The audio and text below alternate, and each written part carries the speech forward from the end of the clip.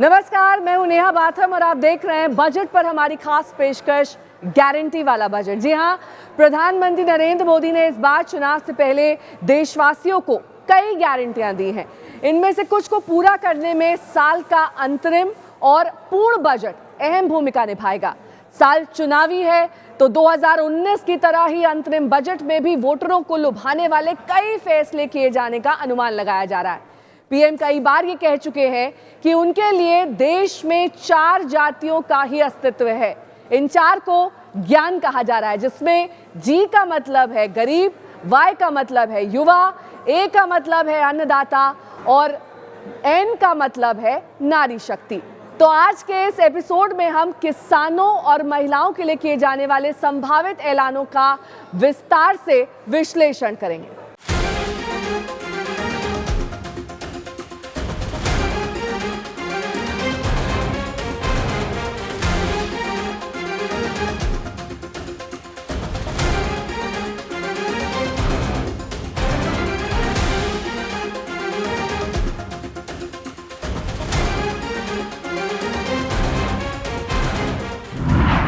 किसानों के लिए बजट में क्या होंगे ऐलान?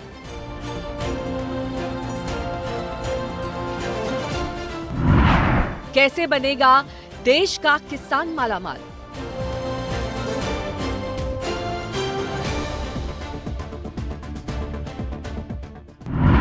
क्या बजट लाएगा कृषि सेक्टर में उछाल?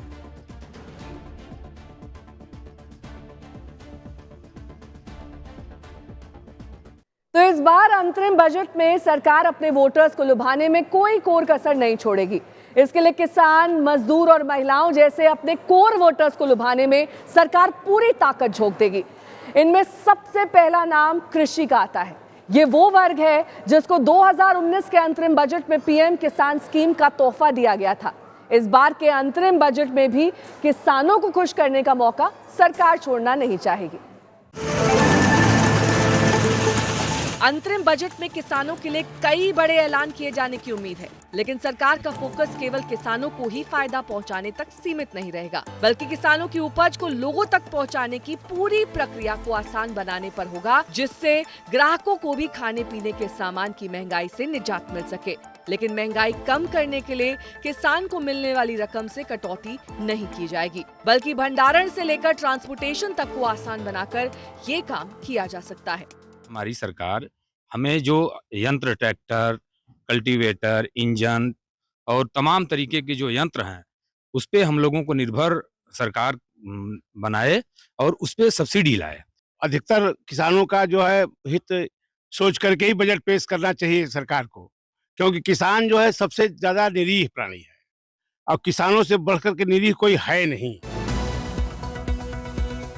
अनुमान जताया जा रहा है कि अंतरिम बजट में 2024-25 के लिए कृषि कर्ज लक्ष्य को 22 से 25 लाख करोड़ रुपए तक बढ़ाने का ऐलान किया जा सकता है।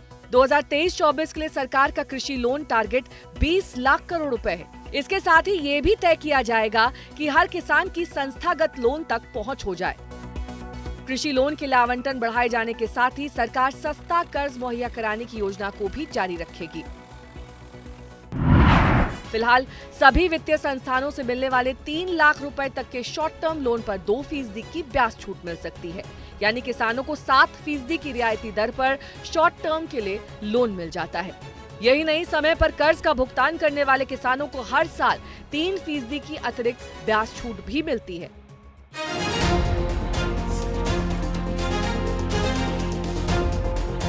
हालांकि लॉन्ग टर्म लोन पर इंटरेस्ट रेट बाजार दर के मुताबिक ही मिलता है। अब सरकार कृषि लोन पर ज्यादा ध्यान दे रही है और छूटे हुए पात्र किसानों की पहचान करने और उन्हें लोन नेटवर्क का हिस्सा बनाने के लिए कई अभियान चला रही है।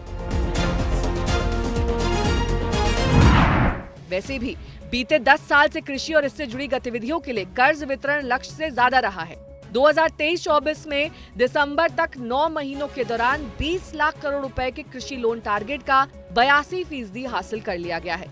इन 9 महीनों में निजी और सरकारी बैंकों ने करीब 16.37 लाख करोड़ रुपए का लोन बांटा है। ऐसे में अनुमान है कि 2023-24 में भी कृषि लोन लक्ष्य से ज्यादा रह सकता है।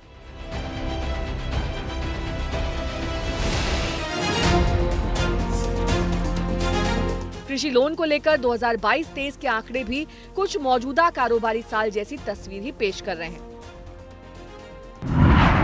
इनके मुताबिक 2022-23 में कुल 21.55 लाख करोड़ रुपए का कृषि लोन बांटा गया था। ये उस साल के 18.5 लाख करोड़ रुपए के कृषि लोन के लक्ष्य से कहीं ज्यादा था। अभी तक किसान क्रेडिट कार्ड के नेटवर्क के माध्यम से 7.34 करोड़ किसानों को कर्ज मिला है। इन पर 31 मार्च 2023 तक करीब 8.85 लाख करोड़ रुपए बकाया था। यानी किसानों को कर्ज मुहैया कराने में सरकार कोई कोर कसर नहीं छोड़ रही है। आवंटन से ज्यादा कर्ज बांटने की वजह से अब कुल कृषि कर्ज की रकम में इजाफा किया जा रहा है। किसानों को आसान कर्ज के साथ ही सस्ता लोन भी मिल सके, इसका भी पुख्ता इंतजाम किया जा रहा है। वहीं दूसरी तरफ किसानों को फसल का न्यूनतम समर्थन मूल्य दिलाने से लेकर एमएसपी को सीधे खाते में ट्रांसफर करने तक के सभी कदमों पर सरकार पूरी शिद्दत से अमल ला रही है।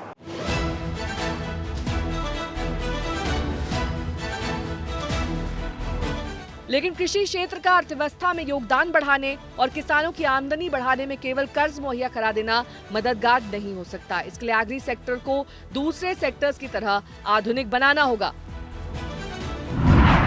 भारत की जनसंख्या के साथ साथ आमदनी में इजाफा होने से कृषि उत्पादों की डिमांड में लगातार इजाफा हो रहा है। इससे मौजूदा कृषि संसाधनों पर बोझ बढ़ रहा है। ऐसे में मौजूदा संसाधनों का बेहतर इस्तेमाल करते हुए लागत कम करने और क्वालिटी के साथ साथ उत्पादकता में भी सुधार करने की जरूरत है।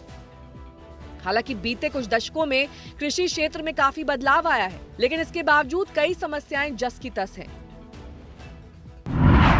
जिसमें शामिल है जमीन के छोटे छोटे टुकड़ों पर खेती, कम उत्पादकता, सीमित मशीनीकरण, अकुशल विस्तार तंत्र,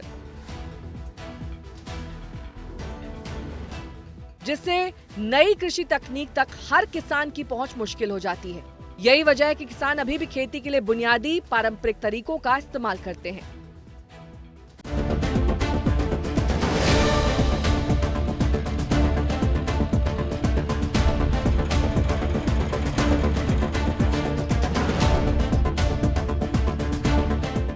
किसानों को कीटनाशक दवाइयाँ, बीज आदि जितने कम से कम दामों में मिल सके उनको उपलब्ध कराई जाए और ये भी देखा जाए कि ये किसानों को दिया जा रहा या माफियाओं के खाते में जा रहा है। इस पर विशेष ध्यान देने की जरूरत है।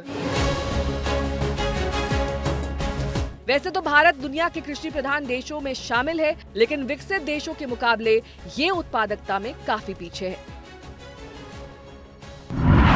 मिसाल के तौर पर चीन की प्रति हेक्टेयर कृषि उत्पादकता चावल के लिए 6.7 टन और गेहूं के लिए 5 टन है, जबकि भारत की चावल के लिए 2.4 टन और गेहूं के लिए 3 टन है। बराबर जमीन पर कम कृषि उत्पादन से भारत में कुल कृषि उत्पादन चीन के मुकाबले कम रह जाता है। इससे प्रति एकड़ कम कीमत हासिल होती है। इसीलिए नई तकनीकों को अपनाने के लिए किसानों के बीच जागरूकता पैदा करने की सख्त जरूरत है।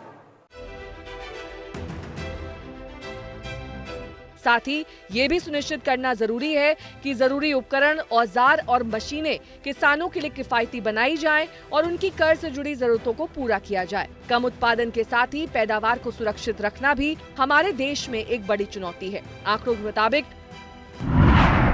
भारत में हर साल 16% से ज्यादा फल और सब्जियां, 10% तिलहन, 9% दालें और 6% अनाज फसल के बाद के चरणों में बर्बाद हो जाते हैं। इसकी मुख्य वजह भंडारण के सही इंतजाम ना होना है। इसके लिए जरूरी है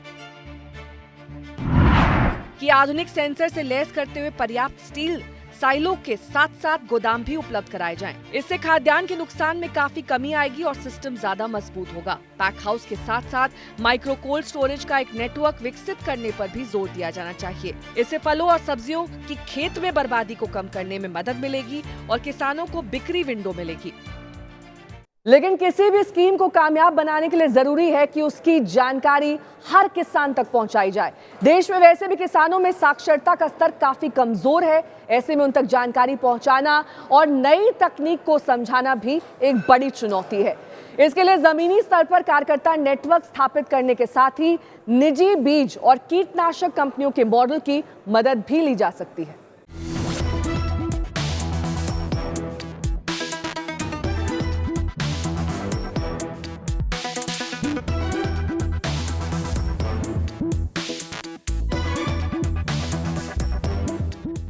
अगर इन समस्याओं को सुलझा लिया गया तो फिर जाहिर कि देश में कृषि उत्पादकता में बढ़ोतरी होना तय है। इससे किसानों को उनकी फसल का वाजिब दाम दिलाने के लिए दुनिया भर के खरीदारों से जोड़ने पर काम करना चाहिए।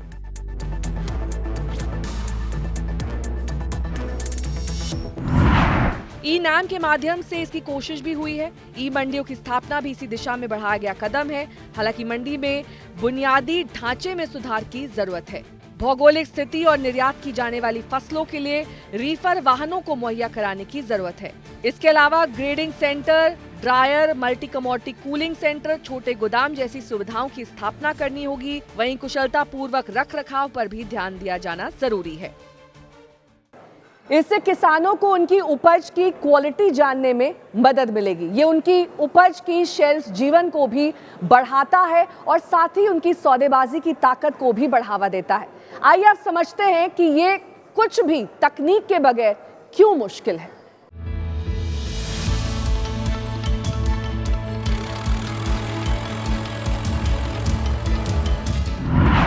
अनुमान है कि अगले 5 साल में कृषि तकनीक बाजार का आकार 600% से भी ज्यादा बढ़ सकता है। इससे खेती की लागत को कम करने के लिए ही उत्पादकता और उत्पादन की क्वालिटी में सुधार हो सकता है। कृषि तकनीक से उपभोक्ता कीमतों में किसानों की हिस्सेदारी में सुधार होने की उम्मीद है और इससे किसानों की आमदनी में 20% तक बढ़ोतरी हो सकती है। अत्याधुनिक कृषि तकनीकों के साथ साथ artificial intelligence, global information system, drone और रिमोट सेंसिंग आधारित तकनीक को कृषि में शामिल करना कृषि और किसानों की दशा सुधारना ज्यादा आसान हो सकता है।